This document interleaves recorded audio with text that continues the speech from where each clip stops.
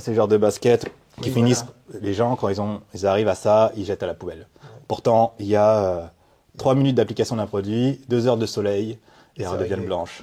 On est sur le site de l'AFPA de Champs-sur-Marne et on va visiter une entreprise d'insertion qui s'appelle les Pinces à linge pour l'instant, mais qui va bientôt s'appeler Sneakers. L'idée, et vous allez voir, du couple qui a décidé de lancer cette aventure, c'est de reconditionner des baskets qui sont usagées mais pas forcément très usées et à qui on peut donner une seconde vie et d'en profiter pour remettre des gens dans l'insertion professionnelle. C'est ce qu'on va voir dans la visite qu'on va faire tout de suite.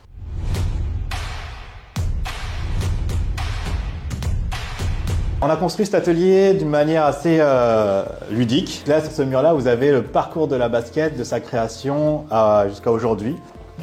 J'avais 3 ans pour la Air Jordan, je m'en souviens parfaitement. Et j'en ai pas eu, on m'en a jamais acheté. Toujours mettre des chiffres sur ce qu'on dit, c'est affreux. C'est presque un demi-milliard de baskets qui partent à la poubelle chaque année. Wow. Le truc improbable, c'est qu'aujourd'hui, les baskets finissent principalement enterrées. Les baskets arrivent ici. Ça sent pas si mauvais. Hein. Ouais, c'est bien aéré.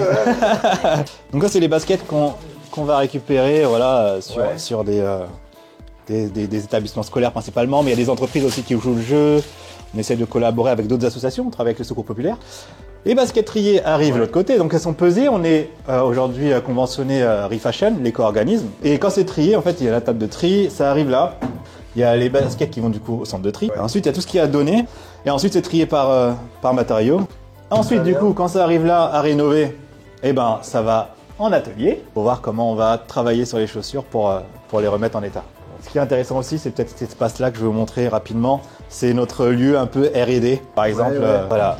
On a récupéré un jean. Donc le col, vous avez vu, c'est une des maladies de la basket, était déchiré. On est venu recoudre une partie de jean sur le col pour en faire remployer la basket. Elles arrivent ici, elles vont être nettoyées. Donc après, on arrive sur la partie rénovation. Donc là, on va travailler sur la peinture, de la teinture. Vous avez combien de travailleurs en... Aujourd'hui, on en a 12, c'est ça? 12 salariés en insertion, on est 18 dans la structure. Avec une boutique, bon là on est sur un 12 mètres carrés, donc c'est tout petit. C'est un vrai laboratoire d'apprentissage pour les salariés d'insertion. On m'a dit qu'il y avait aussi, vous avez une boutique de tout à 1 euro, c'est ça? C'est ça, une boutique textile. Ouais. On va peut-être aller la voir. Donc ça c'est la boutique textile. Pourquoi on l'a créée? Principalement parce qu'aujourd'hui quand on collecte de la basket, les gens nous apportent tout ça. Ah oui, en fait, Concrètement, si on a fait le modèle le plus bas. Ça, c'est grâce à l'AFPA, qui nous a grandement facilité sur les loyers. Et du coup, on n'a pas d'objectif chiffré. Le but, c'est que tout le monde puisse bénéficier de vêtements. Donc avec 5 euros, on a un manteau, tout à 1 euro. Donc un sac à main, une veste.